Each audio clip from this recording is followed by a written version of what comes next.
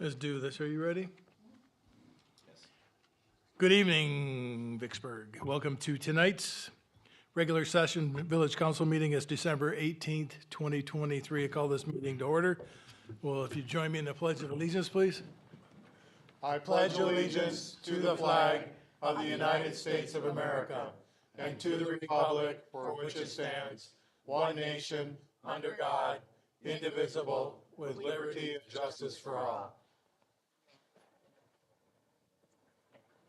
Just take a quick moment of silence.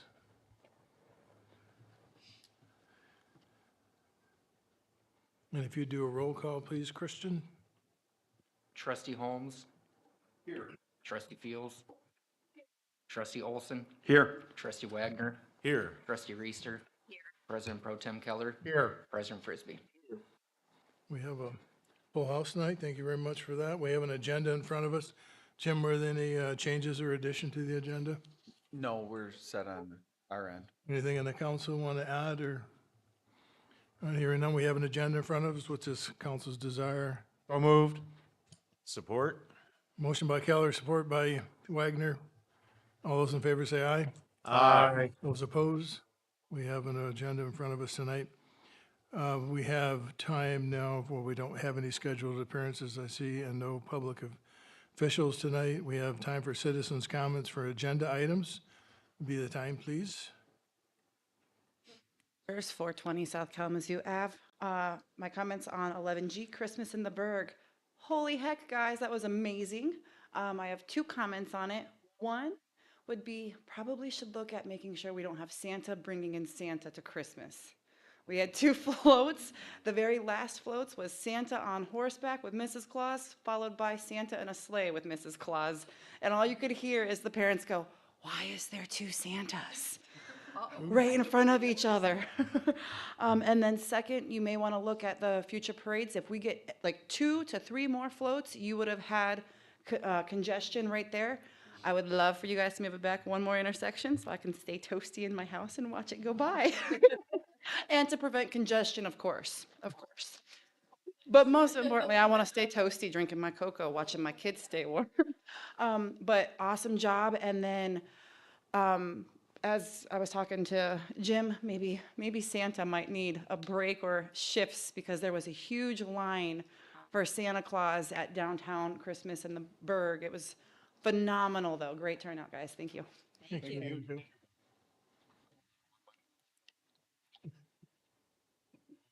Carl makes a good Santa. Oh, we should.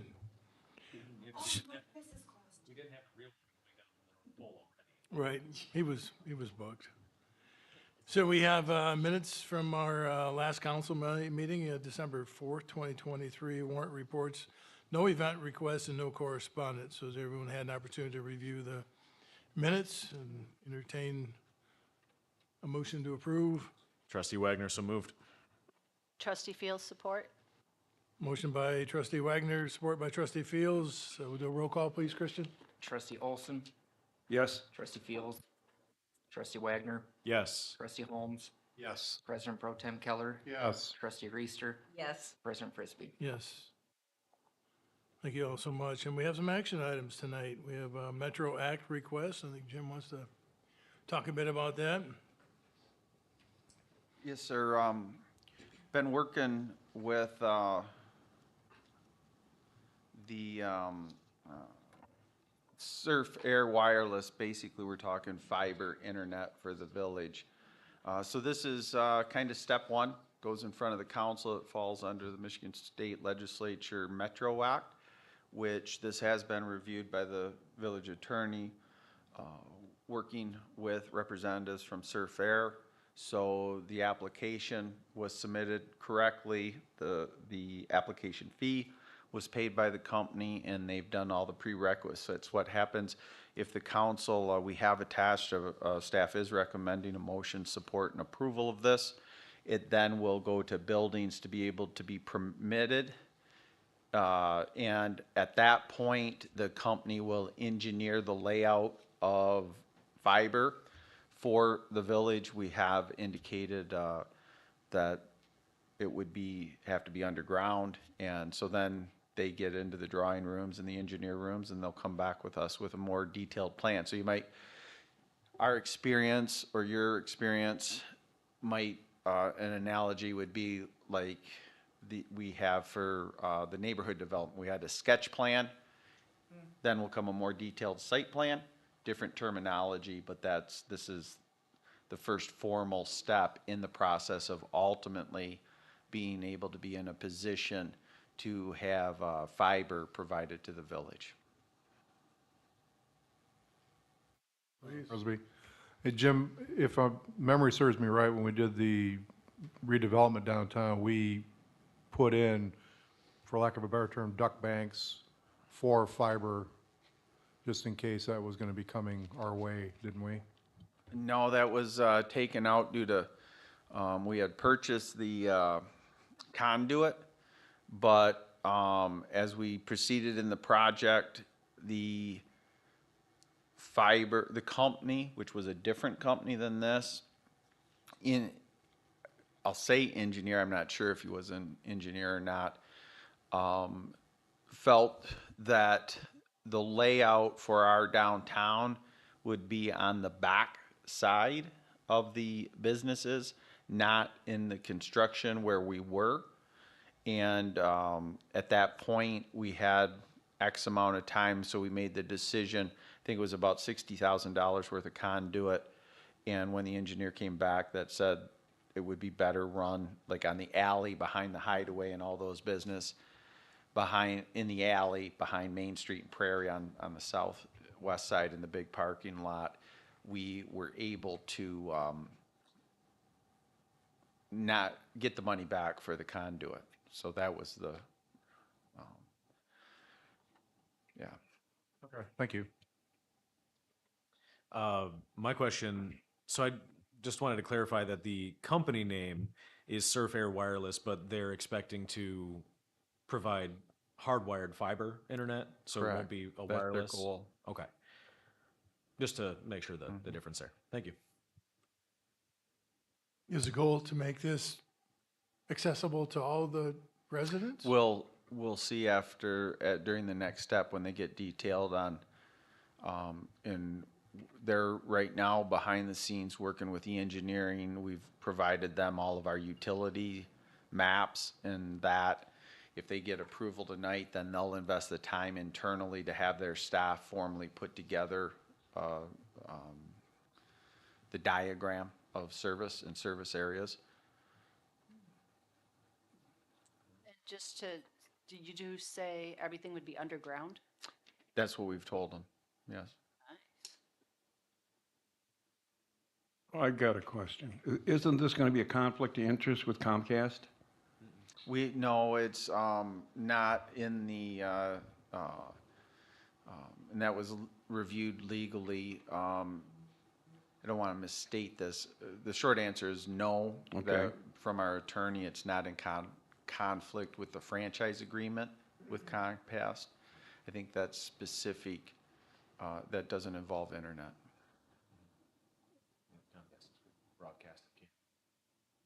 Okay, all right, thank you. Any other questions? Everyone understands what the request of us is? President Frisbee, I make a motion that we allow the village manager to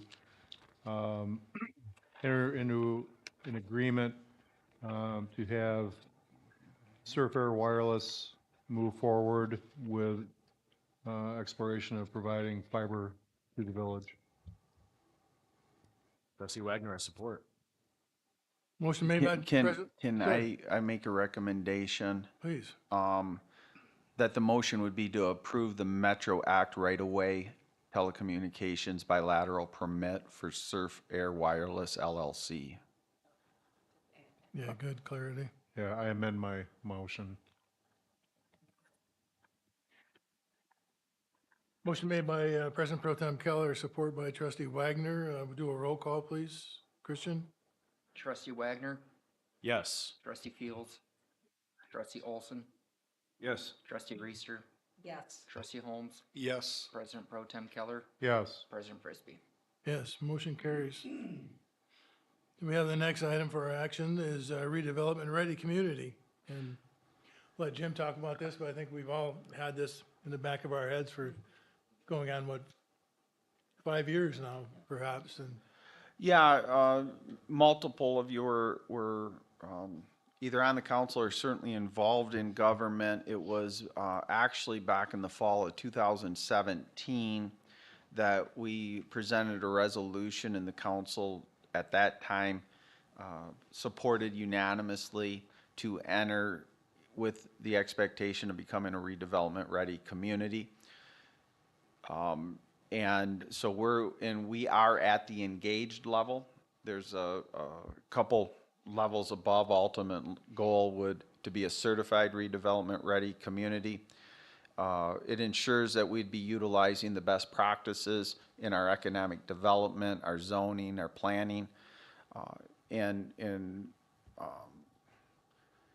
just it is always with a limited staff. We have a staff of really 3.5 people or 3.25 people, or 3 full-time, 1 part-time. It's always the thing that sits back, and then you dedicate, work on it 2 days, something comes up. So our request is to put a contract person in place for 90 days with a sole mission of obtaining redevelopment ready certification. I have scheduled a meeting with the MEDC regional coordinator on this program for January 16th. So that's why I've brought the request tonight to the council. We do have money in the general fund that would cover this. We budgeted at the start of the year for a 24-hour-a-week finance person that we've never filled. And Christian gets credit for that. He's assumed that work and done a good job under Michelle's oversight and leadership. And so I just think it's something to grant monies from the state recognition. And it also, as we've advised the Planning Commission and Council, we're in a series of text amendments to update our ordinance to the current practices. And it just kind of all fits together to have this happen. So be happy to answer any questions. Hey, Jim. So I was involved in coming to meetings when this had all first started going through before I was on council. Just if you could remind me on what obtaining that status is going to help the village accomplish for getting that certified level, as far as like funding opportunities, development opportunities, and that sort of thing that comes with that. Yeah, you get a lot of technical assistance through MEDC, not only in the process, but after the process. So any development sites would be marketed as well through their marketing efforts. The recognition that comes with being a community certified, especially our size and what we have to offer with the utilities, would be help. And it has, like everything, we did that, I think it was September or October of 17. So worked pretty steadily between 18 and 19, hit a pandemic, that big pause happened.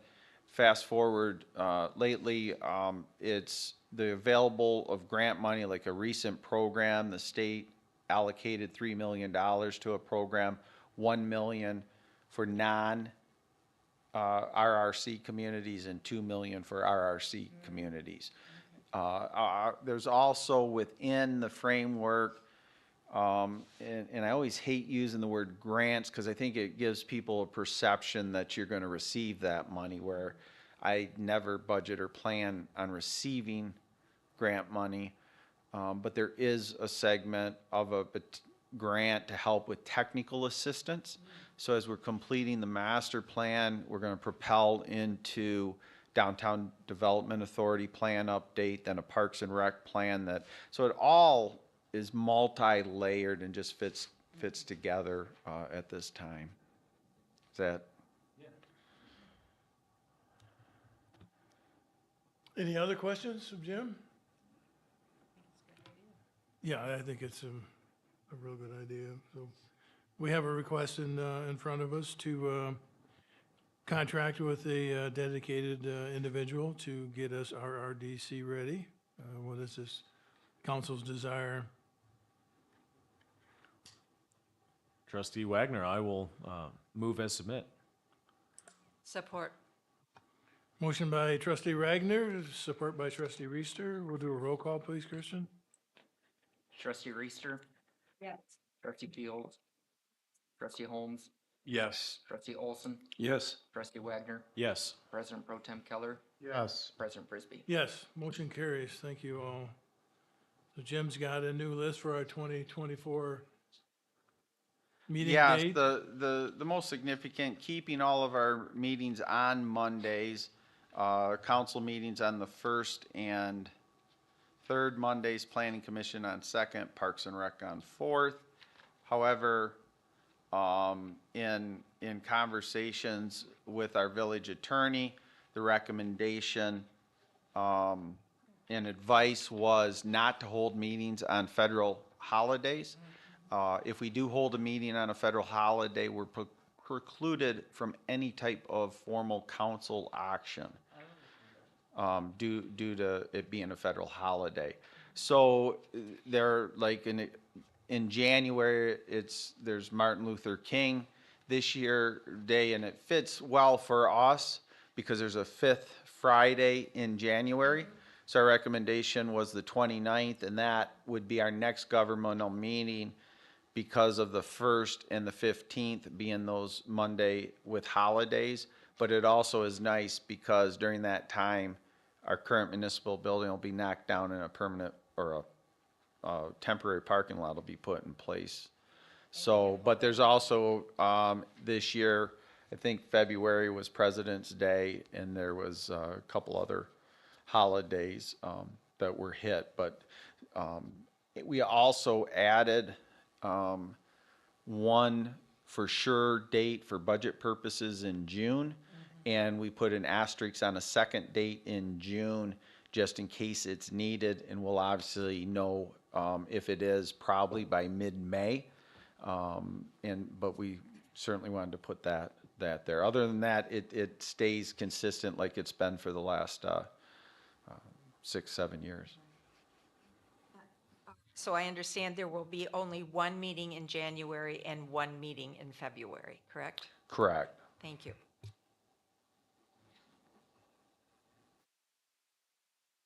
I think this all came up a bit on our last year's meeting and perhaps on Martin Luther King Day. We weren't sure if we were supposed to be meeting or not, so appreciate you reaching out to legal and getting clarity on that. She was pretty clear.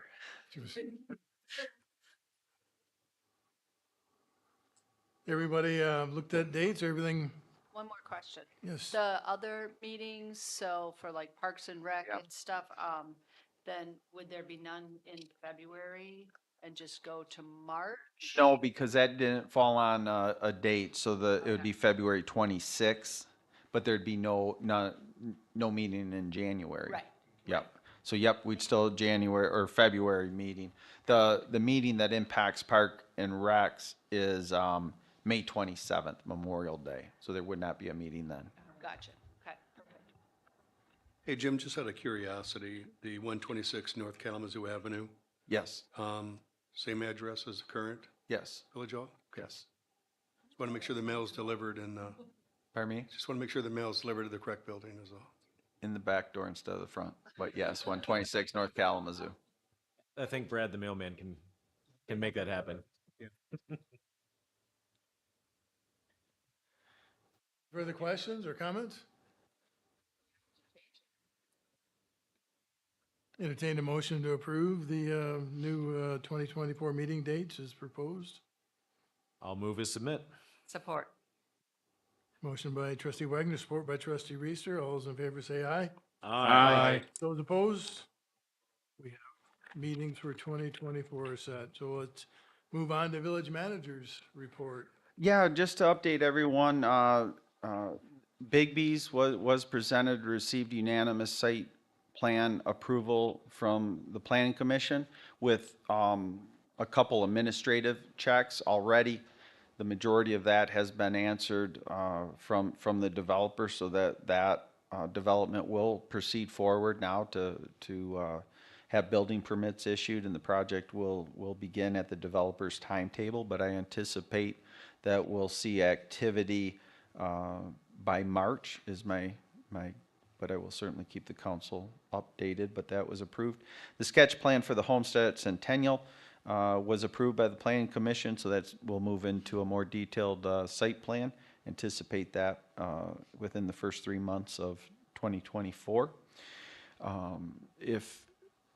Did submit a grant for a portion of funding, put in a request for 2 years for 2024 and 2025. Happy to announce we did receive that grant of $20,000 for each of those years. So outside of our normal budget schedule, we will see requests going to the DDA, ultimately to the village council for additional funding. We'll be reaching out as soon as the chamber has a board in place to see if they wish to be a part of the Berg Days as well, with some limited funding for those 2 years. But it's nice to be able to hopefully get full funding for both years. I've already reached out to, and on like, we're just ahead of the game now. I anticipate everything being set in place by certainly the end of February at the latest, but probably that first meeting in February will be the approvals, and then we'll get everything in place and have that program continue on here in the village of Vicksburg. I'll pause there if there's any questions up to this point. I did mention the chamber there. They were the organizers of the Iceberg event last year. Staff, Christian, Michelle, and I had a meeting in late October with the board at the time. It was explained to us that the chamber was having an board election in the month of November. I've since communicated with a couple people. I don't know if that took place. I'm under the understanding it hasn't. Talked to people, I believe, or that going to be involved or expressed a desire, but I told them we need to set a date, especially for the live ice carving due to the cost associated with it that's funded by the chamber. So I'm proceeding forward that we will have an event, but we did have to cancel. When I say cancel, I just made the ice sculpture know the village wasn't in a position to fund that activity. We'd still fund the pre-made ones, and I included the current, who I think is the current chamber president, and then Dane Bozell on that as well, who I'm pretty confident Dane will be involved. So I just wanted to update the council on the status of that February events, really, the chambers, and if they have a board in place to move forward. Municipal building, the police are probably 90% in. And just, and it's exciting. It's just some little stuff that, like you're moving in last week would have been great, beautiful. And you move in and it's a snowstorm and wet, and I felt as though my mother was there to ensure that our wet shoes didn't go all the way through the building. So we're rushing to get floor coverings and everything else, but we're certainly on schedule to have everything in the building so the remediation of our current building can start December 26th. So yeah, and update on the siding, it is going to get replaced starting December 20th and to be completed by December 29th. So people they're going to take off one section, put up new siding and go around the building. So that is going to happen. But like I said, it's exciting times and to get into this, and it'll be fun to have our first meeting there the 29th. We have staff is targeting May 17th and 18th, which is a Friday and Saturday, for a public open house for the building, and that would be in conjunction with a 151.5 birthday celebration. So have a public be able to see their building. And confident, I'll find out more tomorrow morning, but I believe we are within budget, but I don't want to jinx us. Any questions on that? Just one, Jim. Driving by the other day, looks great. I've only got one question about on Richardson, so the side with the council room facing the road. Are we going to be doing anything possibly to help cover up like the AC units and all the things? Yeah, that's one reason too for the public open house.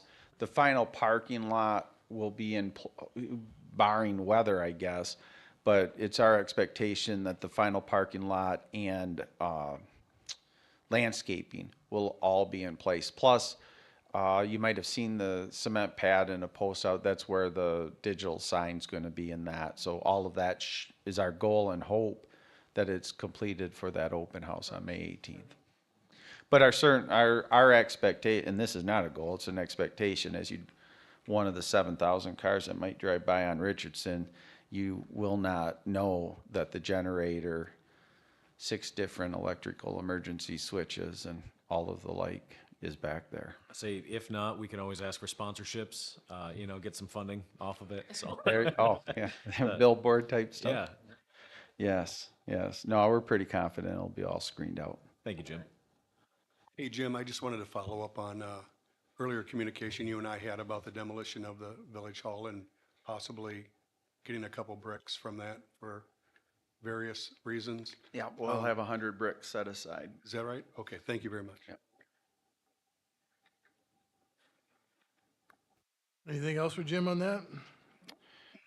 I think, well, we announced it on social media, and I think the council was informed, but Village Hall, we've closed it today, tomorrow, and Wednesday to facilitate staff. The reality is, one of us are in the building, so if someone's coming up knocking, we're answering, but the drop box is there, so if people just see that it's closed, we're moving stuff into their desk, and that type of stuff is being facilitated over the next 3 days. And then a lot of testing is going on Thursday. All the servers and electronics are in place, but there's 8 exterior cameras, multiple cameras, interior, like that, anywhere that money is kept by the village. We have daily money coming in, our evidence rooms, those type of, or cameras are, be final testing on Thursday, so hopefully it all goes well.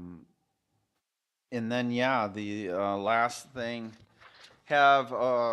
we estimate just a little over 11,000 people, and we believe possibly even as high as 13,000 throughout the day. And I know that I've talked to 13 different businesses that are situated in downtown since the event. All 13, independent of one another, said it was a record day for them in sales, which is fantastic. I mean, it's kind of the proverbial cliche win-win as many times over with participants and in businesses. But it was highlighted for me, I had informed the council that the Friday before Christmas in the village, I was able to present virtually through Southwest Michigan First on downtown development and bustling downtowns and economic. And after Saturday was the event, and then Monday I was invited to Kalamazoo's Rotary Club to present on Vicksburg. We were asked to talk about it. There had some members come down, and there was 40-some people in attendance at that. And I asked them if it was tape recorded, and unfortunately it wasn't, because no less than 7 people spoke on their experience with the village of Vicksburg. Wow. 4 of them talked about how truly they didn't know the village of Vicksburg existed, but had first been exposed through the Berg Days of Summer, had multiple trips back, and that was during the presentation and different things, and then after, multiple people came up, really talking so nice about Vicksburg. It was nice to hear and validating to what's going on, and just now keeping the momentum going forward in that. Tim, can I make a comment? Certainly. I work security for the Christmas event every year. I feel comfortable doing it. That's my thing. We had a little incident during it. I was working with Andy from our police department, and we were approached by a lady down in front of the old pharmacy, and she had a little lost 3-year-old girl who was crying her little eyes out. And Andy tried to calm her down by offering her a sticker, and she didn't want a sticker. She wanted her mom. And a few minutes went by. We started going through the crowd. Finally, some grandparents stepped up and claimed the little girl. It was very heartwarming. Andy was very professional. I was very proud of him and his actions. And I know he's been with the county sheriff department, other departments, and us. And he is what Vicksburg is all about. So I wanted you and the chief to both know about it. And thank you very much. Yeah, no, I appreciate it. Yeah, Andy's a village resident, and Also have a comment in that after the parade was over, I walked down and I was starting to walk back. And the traffic down my street, which is South Michigan Avenue, didn't quit. It was bumper to bumper for 20 solid minutes. I had to go out in the street and go like this so that we could go across the street to get home. It was so amazing and exciting. I mean, cars just kept coming and coming and coming. It was amazing. yeah. good And the times. parade was amazing. And Frederick outdid themselves again. So thank you for that beautiful float. Yeah, it was on that. I mean, and we're gonna highlight probably at a future council meeting some of the people, and we'll fail somewhere if I started naming off the names, but John DeBalt and Natasha and Christian really are the glue that start meeting in the August timeframe. And due to their efforts, I think we had 11 additional floats or entities represented. We had a couple record services contact us. State police initiated contact to be a part of it. Indirect part of we already have the date set in the first, I think it's the second Monday or Tuesday in January to debrief it and see how we can improve. And part of it is the parade route. Part of it, we're going to look at no parking to another block on Main Street and bring in some portable lights to encourage people that they'll be able to see the parade as it goes further down Michigan and make sure. But what a pleasant concern to have, I guess. So. Well, the fact that the weather just absolutely and totally cooperated. We were supposed to have this terrible weather, and it was beautiful. It was absolutely beautiful. So everything just worked out beautifully. I don't know, to the developers that are listening, I've never seen it snow or rain yet here.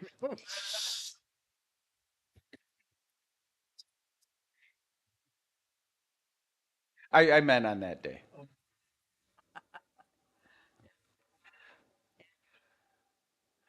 So we probably wrapped up members' comments and everything all in one fell swoop there, didn't we? I think we're done. Go ahead. I just wanted to say that my sister and her husband came up for the parade, and it was their first time coming to Vicksburg, for the parade, and they were blown away. They come up from Three Rivers to see it, and they were just had such a great time, and they said, yeah, we're going to do this every year now and bring our daughter and all that. So, Yeah, I it's don't want to very cool. put any words in some of the judges that we had down, but And we tell them, look, there's gonna be a lot of people in the village that day. And Clarence Lloyd, who, from Kalamazoo, and an absolutely great guy, and it was so nice to meet his wife. It's like a lot of people say it, but Vicksburg pulled it off on how impressive the people that participated in the judging were, that many people in that, so. Yeah. So we do have some committee reports to run through. There's a couple of them. The Planning Commission was met last week, right? Jim pretty much captured the two primary topics that were discussed at last week's Planning Commission meeting, which were the preliminary approval of the homestead at Centennial Development and the Bigby site approval. In addition, there's a couple of other items worth mentioning. The commission also approved the request from staff to modify the schedule of regulations pertaining to the industrial zoning district. The reason for the request is to update said regulations to ensure we are competitive in attracting new businesses, and it was unanimously approved. What was really cool was a former planning commission member was in attendance and actually came up to the podium and indicated their strong support for this as well. So it was great to see.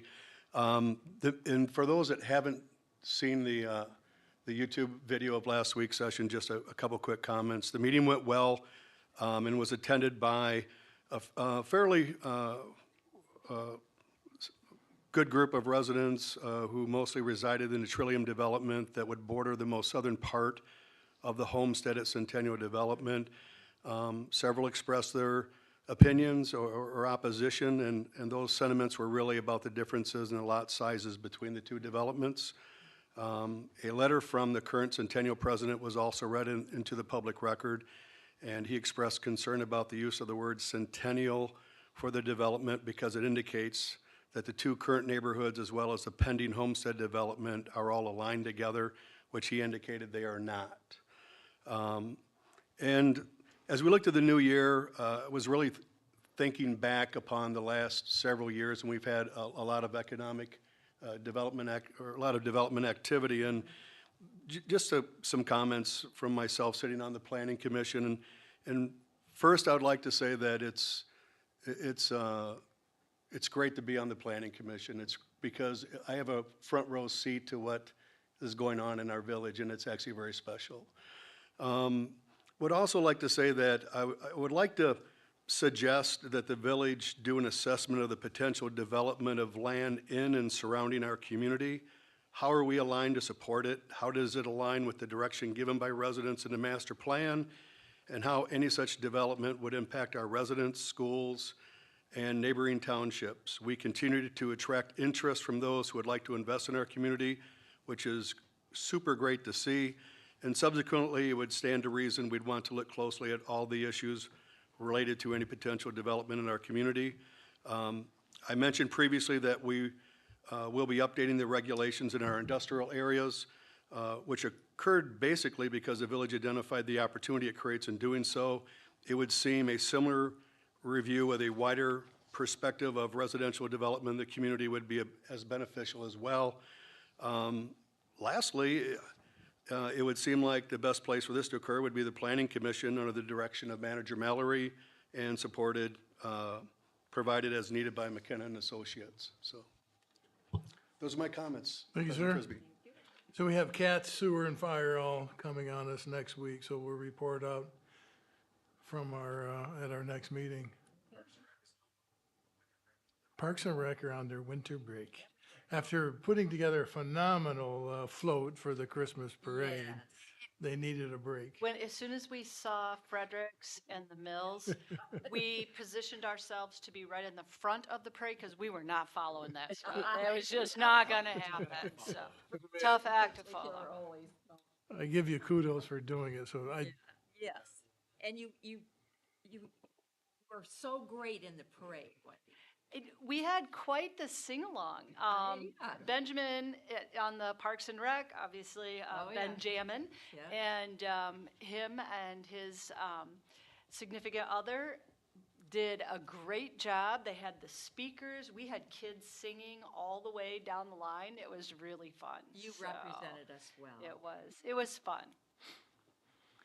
So we'll move on to citizen comments for any non-agenda item. This is time to do so. Hey guys, don't know if we've met. Rebecca Walters, 420 South Kalamazoo Ave. A couple points. Third year running. Can we get South and Park plowed in between Kalamazoo and Maine, at least where the McCohen is with the business there? If anybody who parks in that alley, we are the only alley that go north and south. We don't come out onto the plowed roads. So if they're hosting a funeral in the winter with the snow and these roads, if we try to get out, there's going to be an accident. Hasn't happened yet, luckily, but I know a couple neighbors and my kids will soon be driving. Uh-oh. And that makes me a little nervous. Granted, it's on us to teach them, but there's, if we can get for the business at least plowed for that, because they do pack it up pretty tightly instead of using the appropriate and approved parking across at the admin building. Second, we keep going off of the master plan 2015, and we need to keep in mind that we just had 3 meetings exactly a year ago opening up a new master plan idea. When it comes to the centennial development that we're looking in, I went to that meeting and I went to the one here in town. The only one I didn't make was the golf course. All of the residents stated that they did not want the dense community. They didn't want the Edwin Allen. But when we go to the master plan rough draft, goal number 4 for housing, you have update the zoning ordinance to allow an increase in housing density within the residential districts. Exactly opposite of what people put on those little sticky boards. And then I would also like to note that in goal 9, transportation, you guys have bike lanes and different traffic courses that we want to take. So when we're looking at the fiber optics and going underground, or when we're looking at redoing the roads, because we just narrowed downtown, where's the bike paths going to go? You know, so if we can keep in mind that we have goals and plans that are coming up in this new master plan that we're about to solidify and get figured out, let's not keep looking back at 2015s and derailing us and making it to where we're going to have to go back and spend money to put in bike lanes where it's too narrow, or having to redo to get more into this village. Then another point is I want to praise the village. Wow. We have a grant program for the low-income families, and that is amazing. I found out, I saw the little advertisement on our webpage, and I sent it out to everybody I knew. I even did a little Facebook post because I didn't think many people had heard about it, but that helps cover pretty much anything except for cosmetics for any low-income families. And thank you, Tim Frisbee and the South Kalamazoo County, to bring that into the village and make it available for our residents, trying to keep them warm because it helps with furnaces, water heaters, roofing, keeping them dry, warm, and safe. And then my last point would be our DPW transfer. We transferred leadership, and it seems that some things were dropped for many residents. A couple months ago, I contacted about low water pressure. I had somebody out, Richard's Plumbing and Septic, come out to check my pipes. They said, contact your village. Contacted my village. I had a DPW worker out. He's like, don't know if it's your meter. I'm gonna have to talk to Randy about this, and we'll have to come back out and see what's all going on. Upon seeing a couple posts on Facebook, I realized a couple residents did the same thing about a couple months ago. And in between Randy's transfer to a new DPW manager, it seems that a couple residents were forgotten about and have not been contacted to get that taken care of. So if we can just make sure that the DPW transfers go a little bit smoother next time, and that residents aren't getting forgot about with their water issues. But thank you guys so much.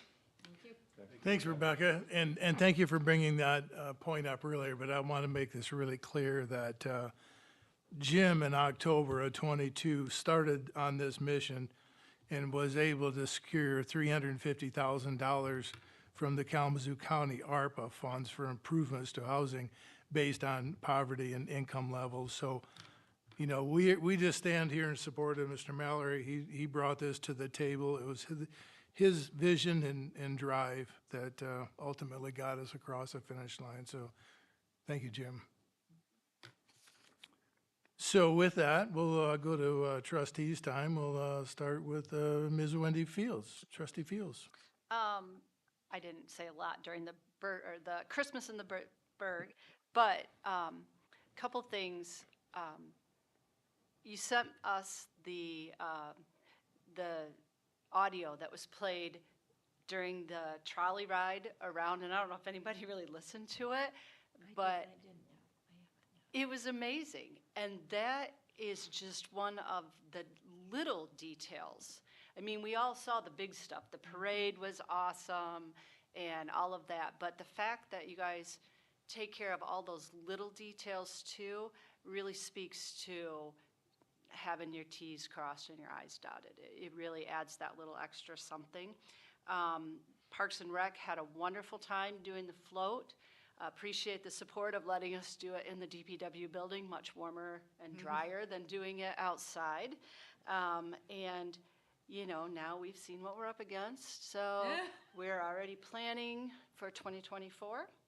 And other than that, that's all I have, and happy holidays to all of staff and my fellow council members. Thanks. Trustee Holmes. Nothing for me, just wanted to say Merry Christmas to Jim and Christian, Rebecca, and all of you. I hope your time spent with your families are good ones. Trustee Olson. Thank you. 19 years ago today, and I might be looking back on old times and that, but I led the ground search to try and find Julia Dawson, who was murdered by her husband in Sparta, Michigan. And her husband is now sitting in prison for the rest of his life for her murder. A few months later, I led the ground search to find Venus Stewart out of Counil, Michigan, who disappeared. So Coulin's always had a soft place in my heart. This last week, I had to go to Counil and on business, and I was approached by a woman, and I barely remembered her because you have to remember this is a few odd years ago, 10 plus. And she was on the search party with me to help try and find Venus at that time. And she asked me to come with her, and she wanted me to meet a group of people who were with the Counil Historical Society. And they have a big file just on Venus. But I talked to them about several projects and that, and one of the things that they brought up was that they are looking for a National Historical Certification for their cemetery, which I know from research over the years about their cemetery, a lot of people don't, and they very well deserve it. Counil is the magic capital of the world, okay?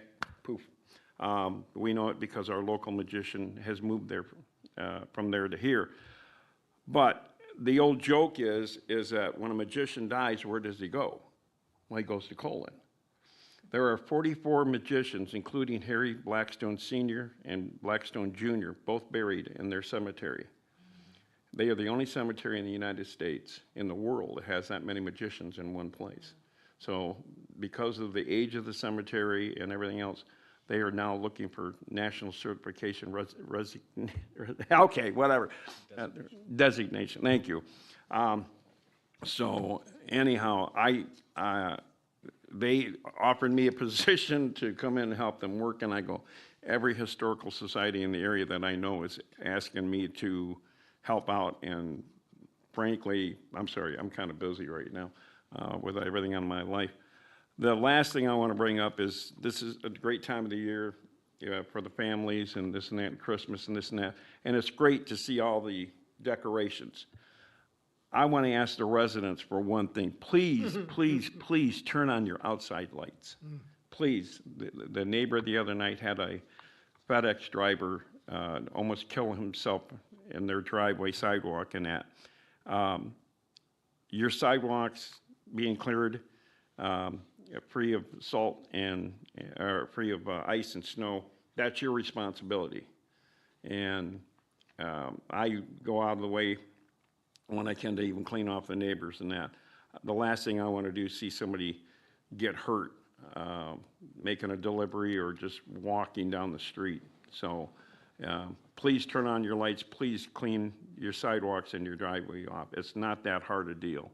And if you don't have salt, believe me, and I've been using it for years and they keep telling me not to, but table salt works better than rock salt does. And by the time I get done spreading it and I walk back up to the house, my sidewalk is already clear. So it's cheap, it's easy, and it can save you a few $100,000. So, thank you. I thought when you were thanking everyone for the decorations and lights, you were gonna ask them to turn them off in the springtime. Yeah, well, it's always March for me, so. Trustee Wagner. Yeah, thanks to Wendy Mazer for the Christmas gift. I had the opportunity to go to the Discover Kalamazoo annual meeting last Wednesday. It was really, really well attended from local area folks. A lot of our county representatives, other local organizations like Southwest Michigan First, the Chamber, the MEDC, Travel Michigan, and a lot of other groups. Couple of the high points that I took. The first was that I was third place in their trivia contest. Just saying, that was pretty cool. I won a house plant. Painted rock? Yeah, it's better. Couple high points to share with the group. Dave Lorenz, who is the vice president of Travel Michigan and a part of the MEDC as well, is retiring at the end of the year. So that's kind of been a long departure for Dave, as I'm sure they've been spending a lot of time recruiting a replacement successor, and it's going to be impossible to fill Dave Lorenz's shoes within Travel Michigan. Pure Michigan, a lot of folks know the campaign. He's absolutely been instrumental in creating so much economic activity within the state, within our region specifically. I think he's had a soft spot for Kalamazoo and Southwest Michigan. He's done such a great job with us, and I believe his grandchildren and other extended family live here, so that might contribute to it. But good luck to Dave in retirement. I think it's going to be fantastic. No one can really fill his shoes, so we just hope that we get someone just as nice as Dave. Visitor spending. We actually surpassed pre-pandemic levels for this year, which is fantastic. Compared to 2019, Kalamazoo County had the highest springback in visitor spending across the entire state of Michigan. Kalamazoo County. That growth was roughly 35%, 2022 versus 2019. Wayne County was down 25% in that same time frame. So Metro Detroit and all that. We had Dan Bartholomew was there, the athletic director for WMU. He actually expressed that they love having their student athletes do community activities and community engagement. So he highly requests that anyone interested or has an opportunity to contact him directly to get a student from WMU into that program, because that's what they're looking to do, is make these best student athletes the best people they can be when they leave. And I thought that was great to hear from a local person like Dan running that program. Let's see, for the Ball State game, they had a question. How many attendees were from over 50 miles away? And that answer, unsurprisingly, was 35%. So for that game, it was 21,000 attendees and over 35% were from over a 50-mile radius. So that's a part of how tourism can impact us. Another couple big ones, of course, my wife presented as their director of marketing communications. 2% of their advertising budget is spent in our county, because of course they target everyone outside of our county. So 98% of the advertising dollars for our county CVB goes outside of our county to bring people in. And they had over 40 million impressions last year for their social media campaigns, which Jim is a numbers guy. It means other different interactions. So it's likes, comments, shares, all that stuff for their stuff. Brought in a ton. Jonas Peterson spoke about the event center going in downtown Kalamazoo as well. He is the president and CEO of Southwest Michigan First.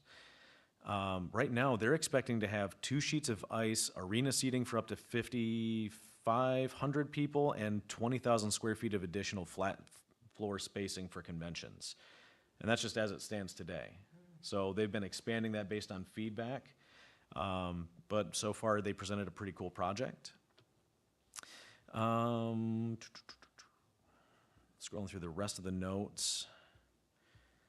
And I think that was about all the high points for that. So it was really fun to attend. Oh, Jim? I just wanted to highlight, and they highlight the Village of Vicksburg and their new upcoming brochure that's their marketing tool. Yes, they do. Yes, they do. Oh, and with that, they did, for the first time, translate their entire travel guide into Spanish as well. So featured in that travel guide is Vicksburg, now also bilingual. Yeah, they have multiple points of interest in Vicksburg, including Mezzanine Cafe, if it was with the play area and that, so pretty nice. Well, it worked. She brought to us last time she attended this meeting and talked about the 10 places in Michigan to visit, and we said there's 11 now, and Yep. must be. Yeah, so it was really well attended. A lot of great folks. They had great things to say about Vicksburg throughout the presentation. Not just because I was third place in trivia did they highlight me. They highlighted all the local officials. So they were abundantly appreciative to everyone who attended and participated in the organization. But yeah, third place was pretty cool. It was really competitive. There was like 48 people Can we playing give him a trivia. round of applause?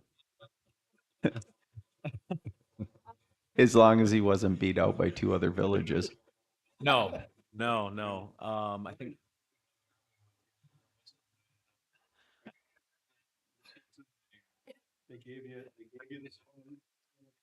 Now you know why you got all those texts that night.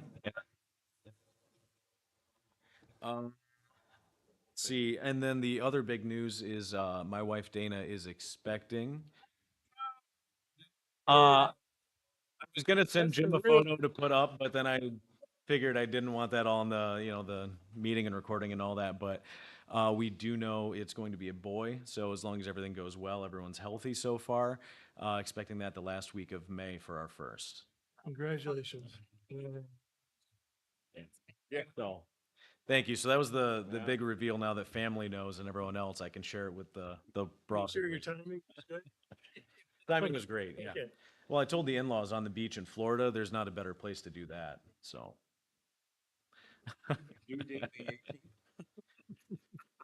And that's it from me. So Merry Christmas, everybody. Phew, thank you. Trustee Reister. A hard act to follow, I can tell you that. Yeah, you did really well. I just would like to thank everybody in our village hall that worked so hard for the Christmas in the city. I mean, Christmas in the village. It was really an excellent day, and it went off so well. The weather was perfect, and it wasn't supposed to be, so it just, everything went so well. I went to the Methodist church, and I went to the Wooden Stitch during the day, and then the beautiful parade at night. It was just so exciting to see so many people downtown. As a matter of fact, that's one of the reasons why I didn't go further into town, because it was just so packed with people. But it was just such a fun day and a fun evening. And I don't think people realize how much time and effort it takes to pull something like that off. And so kudos to all of you who work so hard to do a really good job on that.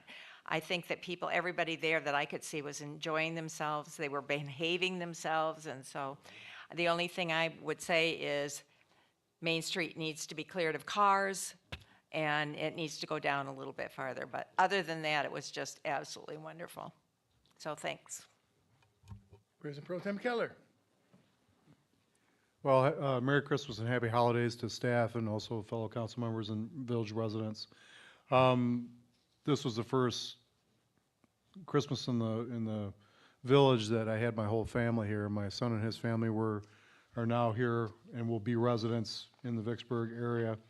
And so this was the first Christmas of the village they got to experience, and they were just astounded. All the grandkids had an awesome time. I had 20 people at my house all afternoon, so we had to turn the air conditioner on. I've never had turn the AC on in the middle of December, or 1st of December. No, it's a 150-year-old home. You don't open the windows there. No. So, unfortunately, Manager Mallory, he happened to see me downtown. He said, "Hey, get your family last trolley ride, and that. I said, my family is scattered all downtown. I have no idea where they're at. But I will let you know that the best time to get a beer at Distant Whistle is when the parade starts, because the line was nowhere to be seen. So I was able to get in and get out, so it worked out great. I will let you know too that you will get an extra float next year, because I charged the Lions Club with entering a float for next year. Oh, good. So they're really excited about it.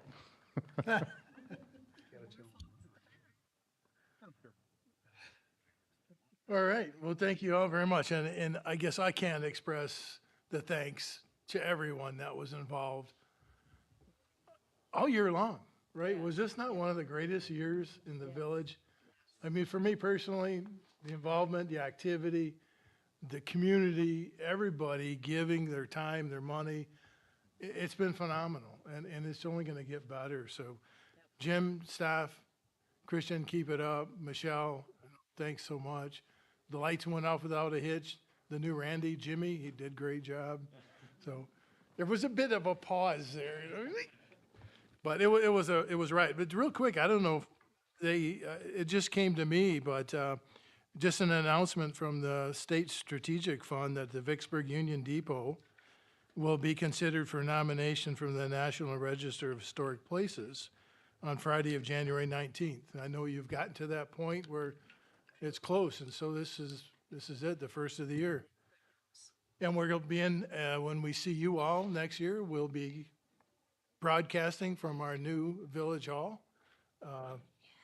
Cash paid for the entire process, and it's come in at budget, thanks to Mr. Mallory. So keep up the good work.